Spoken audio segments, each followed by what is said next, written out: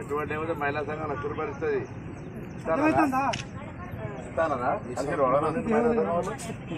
సభ్యురాలునా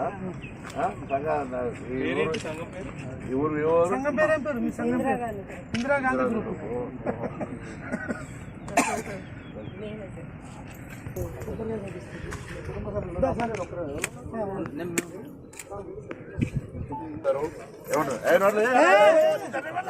సాయం చేస్తారు. ఏం కాదు ఏడోకు సంతోషం.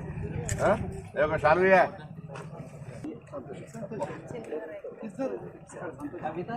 చేపిస్తున్నాం మోహన్ పెట్టి సంతోషంగా ఉండు.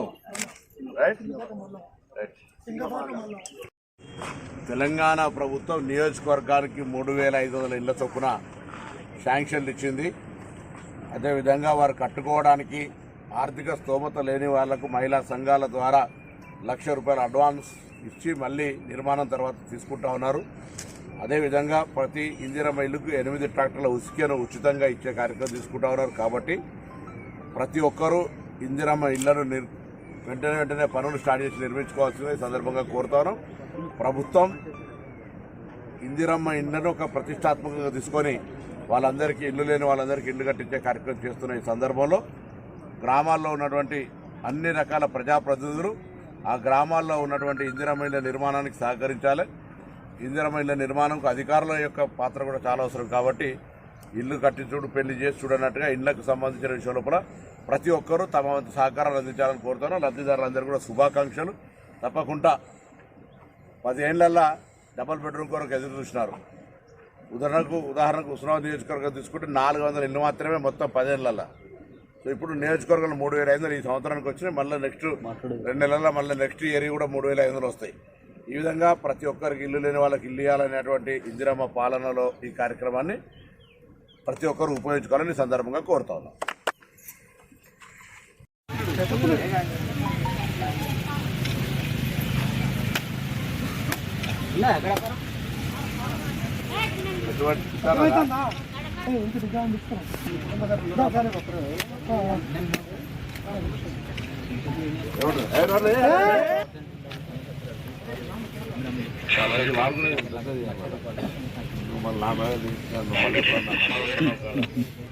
చేపిస్తున్నాం మామూలు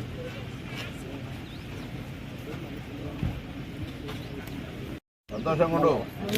రైట్ రైట్.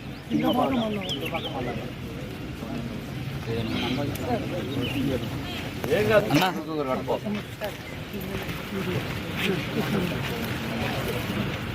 ఏ తర్వాత మంచిగా మా గుర్తులేదు.